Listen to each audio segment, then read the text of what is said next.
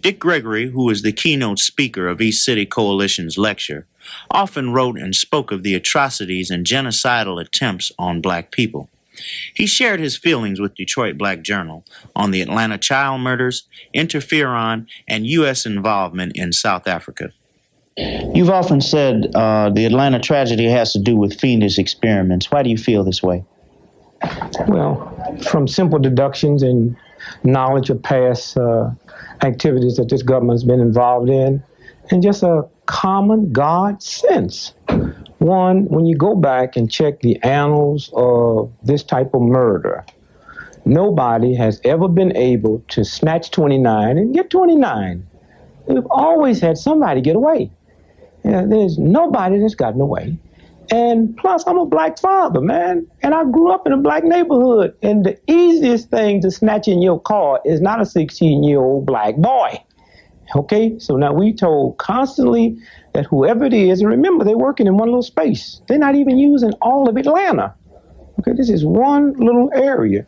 And then when you look at the first 19, I would say maybe the first 23 was all disappeared in the daytime, which also is kind of ironic. And then you look at the Atlanta Police Department. Now, we can't say it's a Southern dumb police department because the most brilliant cops on this planet have flown into Atlanta to loan their expertise. Plus, you have the FBI that's involved.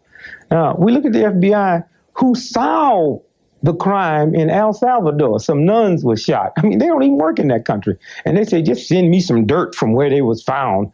And not too long ago, the FBI said, yes, from our laboratory experiments, we know now that it was 6 National Guardmen with the El Salvador Army that killed these nuns. And on the strength of that, that crime was solved. Now, the FBI is there. They have more people in the field working on this than any other case that we know of that's existing right now. So what we're saying is that this crime had baffled all the police intelligence of the world who decided to participate. It had baffled the FBI. It had baffled the local, state, and county police. I don't know of any crime in modern history where they've had the access to the amount of money. So when we sit back and we look, we say, well, wait a minute. First, it might not be normal. And then when we say that out of all the victims, only 2 of them were girls. So then we know it's a predominantly black male thing. So now let's say if you and I were in charge of United States intelligence family, the Defense Intelligence, the CIA, the Army Intelligence, Navy Intelligence, Air Force Intelligence, Marine Intelligence, we would have to be concerned with Atlanta. Why? Because on all of our means of defense now, we have black men in very key positions. So we got to know, have some foreign country develop some type of mechanism to neutralize black men, okay? So now they have to be involved. Now, naturally, they're not going to tell us that they was involved, but I would shudder to think that something like that could be happening legitimately and the intelligence family wouldn't be involved. So theoretically, we can say that the whole intelligence network of this country have been baffled. So then we say, well, can't be no racists doing it. Can't be the Ku Klux Klan, because the Ku Klux Klan ain't never done nothing intelligent. And I'm not about to believe that some hateful white group is going to be able to run through my neighborhood, or some black group for some crazy reason, or some sex group, you know. Now, so then let's look at patterns now. Now, I don't sit here and pretend that I have evidence of what's happening. I've never been able to work with evidence like lawyers. I work with a simple deduction and take parallels.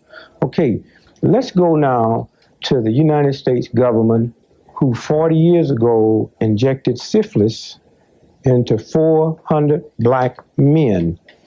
Under the false pretense, they was giving them a cold shot. This was in Tuskegee. In Tuskegee, Alabama.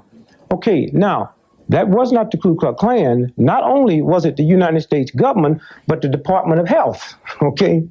Now, let's go to the Freedom of Information Act, and now this government's been forced to admit that we practice germ warfare on the New York subways, and they practice germ warfare on the whole city of San Francisco.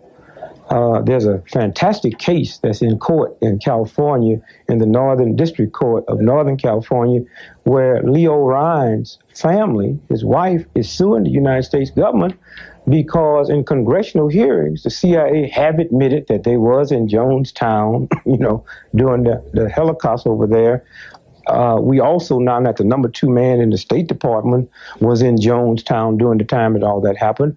The CIA have admitted in congressional investigation that the testing of mind control drugs was going on in Jonestown by the United States government.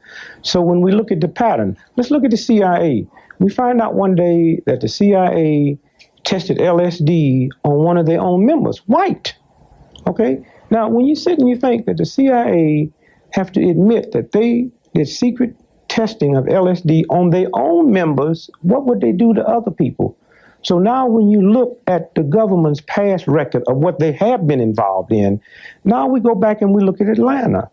I've interviewed, several other mothers, and I've interviewed and got information that came from some people that I can't divine where I got it, but if I didn't have it, I wouldn't say it. And take Miss Taylor, Venus Taylor. Her daughter, Angel, was the 5th victim.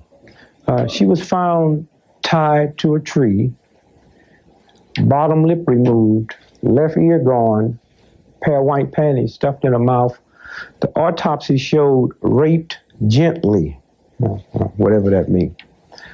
In discussing that with Miss Taylor, I said, I would like for you to explain, what condition your daughter was in after she was murdered, when you first laid your eyes on, what struck you as strange? She said, well, before she realized her lip was gone and her ear was gone, she looked like she was about 70 to 80 years old, and the skin looked like alligator skin. And I said, well, let me tell you something. About 8 years ago in the far west, Utah, Wyoming, there was a thing where cattle was being mutilated. It made big news at first, and then it kind of died down. One of the interesting things about the cows, they had their bottom lips removed and their left ear removed. Eventually, there was an investigation where the government admitted they were testing laser beams in the area.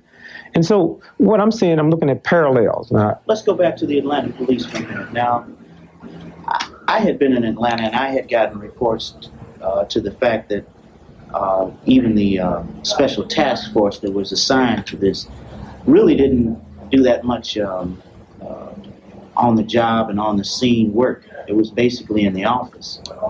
Okay, and I'm wondering how would the government substantiate getting a task force together that does nothing but sit in the office and do paperwork? Well, when you say government, you're talking about the government of Atlanta? Right. Well, there's more to it than that. When the first 19 children were missing, when the task force was formed, now remember, we got 19 people missing, okay? Not one person who had worked with homicide was assigned to the task force. I mean, that seems more frightening to me than the fact that they work in the office. Well, now, is this the same group that discovered the bodies and mutilated the evidence and walked around and destroyed most of the evidence before the coroner even got there? Well, I can't say about that. All I can say is what I know. I have not talked to cop. There's a couple of people with the police department that have sent me information. All I can tell about is not hearsay from somebody did this. I've talked to mothers that looked at the victims, okay? And there were, out of the first 19, only 2 of them were girls. The other 17 were boys. Most of them were exceptional students. Is this significant? Yes, very significant. In terms of what? In terms of the men that's been snatched, all of them have bodies of boys. All of them weigh below 120 pounds. When you look at, the way the evidence come in, out of the first 19, let's deal with the 17 boys. Most of them are exceptional students. I'm a father of 10 black children. I can't walk through this neighborhood and pick out exceptional students. I'd have to be coming off a computer. out of the first 17 boys, all but 9 of them was either skeletons or too decomposed. But let's deal with the 9 boys that were not skeletons and that were not too decomposed. And out of those 9 boys, the tip end of their penis was missing, and they had hypodermic needle marks on each end of the testicles. Now, I got that from 2 sources, from a source that I can't reveal, and from the parents themselves that looked at their children. Now, let's take Alfred Evans, which is kind of incredible. Alfred Evans, I talked with his mother the other day, and I'm on my way down there because that body we think we're going to have to exhume. Alfred Evans' mother told me that the DeKalb County police, so I'm not talking about the Atlanta police, came by her house and said, Miss Evans, we found your son. We were able to identify him from the dental work, but his body was so decomposed, we just buried him under a tree. And we just suggested you have a memorial service. Now, think about that, because when I first got it, I mean, that shocked me almost more than the murders. That you telling me a police come by your house and say they found your loved one murdered and they were so decomposed, they just buried him under the tree. Well, first, when you find remains, you take it into the lab. You know, so they just kind of led her to believe they found it there, identified it, and buried it under the tree. That's very interesting to me for this reason. I've been told from very reliable sources that a lot of the skeletons that they find do not match the bodies of the children who they say they are, which kind of lead me to believe that some of those children might still be alive in labs. Now, I clear up all that to say this, that if I had anything to do with the investigation because of parallels of this government's involvement in other things, I would not accuse this government of it, but because of the things that they have been accused of and have been guilty of, I would not leave the FBI, the CIA, the Center for Disease Control, the National Institute of Health, and because of some other things I know about Emory Hospital, or Emory Hospital outside of the investigation. And let me put it this way. Let's say 40 years ago, Dick Gregory came to Detroit and I killed 300 dogs, okay? And I was prosecuted and arrested for it. Let's say tonight I'm in Detroit and 300 dogs end up murdered. I mean, you owe it to the investigation to ask me some questions. Now, you don't have a right to accuse me, but because of my past record, you know, you would be unfair to this community by not bringing me in and asking me some type of questions, the fact that I was here. And so now what I believe we'll probably find out, that I believe it probably ends into this new cancer drug called interferon. And that's where the significance of boys. Interferon, they claim it cures cancer. I don't have no doubt about that, but it sells for $22 billion a pint. And I know enough about health in the body to know there's a whole lot of ways to cure cancer that they won't let on the market that don't cost $22 billion a pint. So I think they're getting interferon for something else. Now, when you talk about $22 billion a pint for the best interferon, what is interferon made from? White cells. Well, who has the most white cells in their body? Black folks and white folks that's born around the Mediterranean. Why? Because we have a sickle-like cell in our body to protect us against malaria. All right, how do it protect you against malaria? It builds an excess of white cells. Okay, what is the best way to get those white cells? It is to draw it out the head of the penis of little boys age 5 to 17. Now, in Mother Jones magazine in the May issue on page 14, they did a kind of interesting article on Israel. Israel makes their interferon from the foreskin that's cut off of the tip end of the penis of little boys that's circumcised after the 8th day.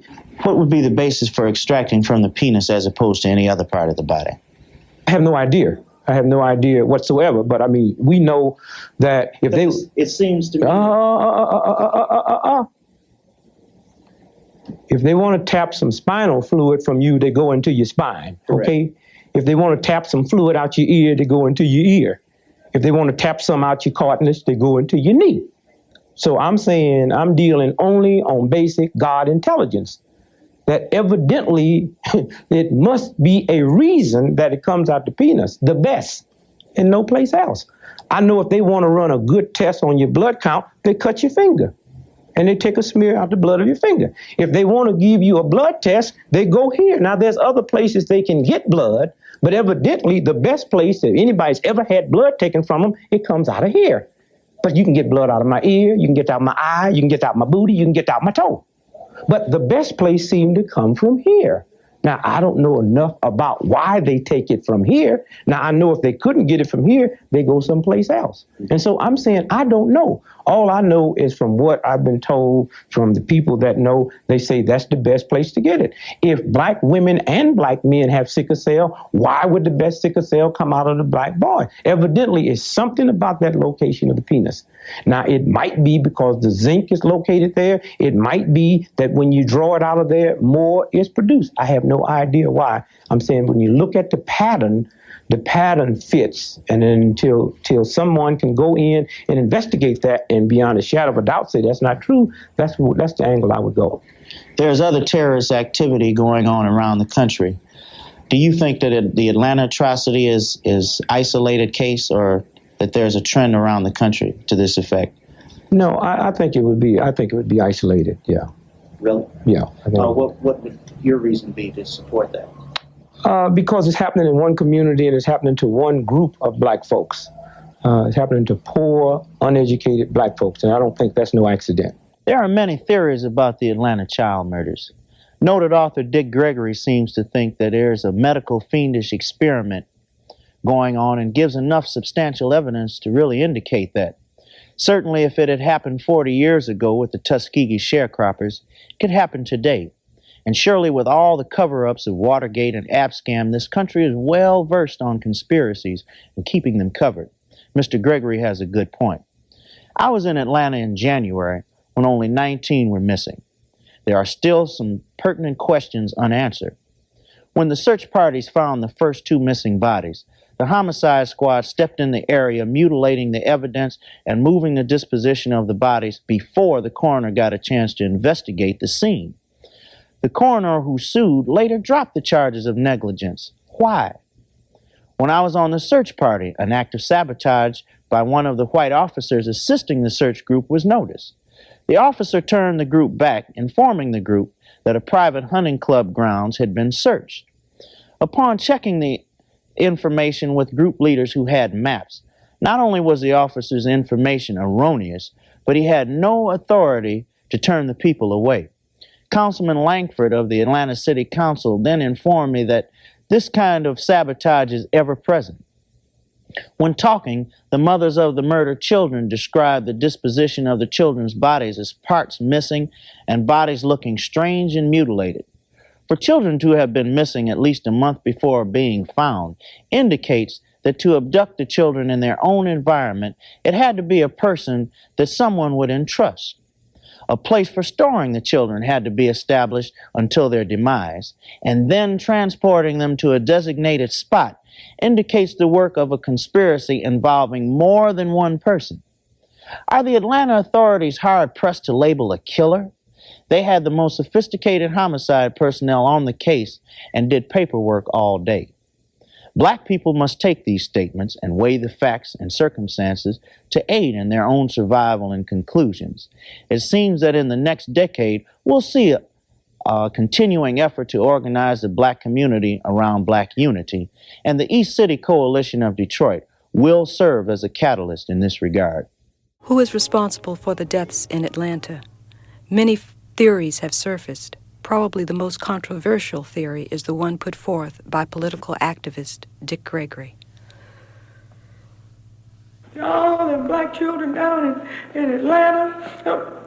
Why don't you just stop and say, wait a minute, first, the Klan ain't never had a pattern of going through my neighborhood killing black children. The fascists in this country ain't never had a pattern of going through this country killing black children. Black men ain't never had a pattern of going through the neighborhood killing black children. So who is it? Got to be the government.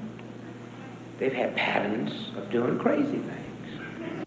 40 years ago, this government's had to admit now that they injected syphilis in Tuskegee, Alabama into 600 black men, not the Klan, the government.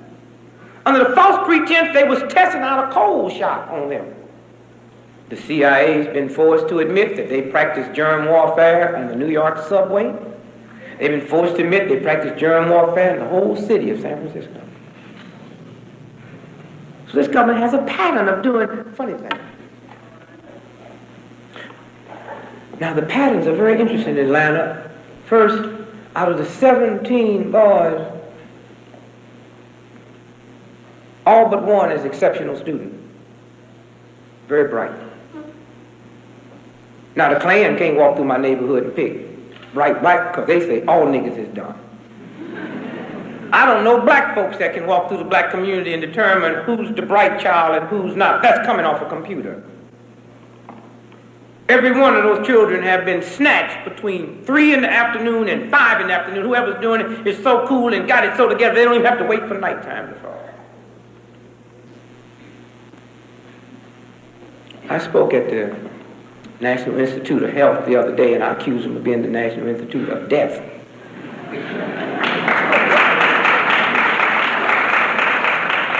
I'll be honest, the article that AP ran across the country where it said, I accused them of killing children, I didn't say that. I said the pattern is of such that they should be checked. The Center for Disease Control in Atlanta, Georgia, that center has been in on the investigation since day one. Since when do they investigate murders? And the answer that they gave me, I am not going to buy. They said the reason they got involved because they wanted to see if it was a pattern so they could warn the black community. The first time you got in was just one day, and the hell you know we was going to need a pattern unless you knew more than one was going to be wiped out. And you white folks better get concerned too.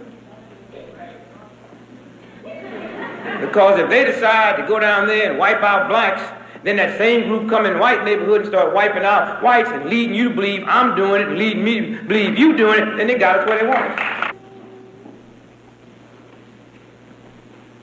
There's a new game in town. If you check the stock market in New York City, last Friday, a new stock went on the market called biogenetics.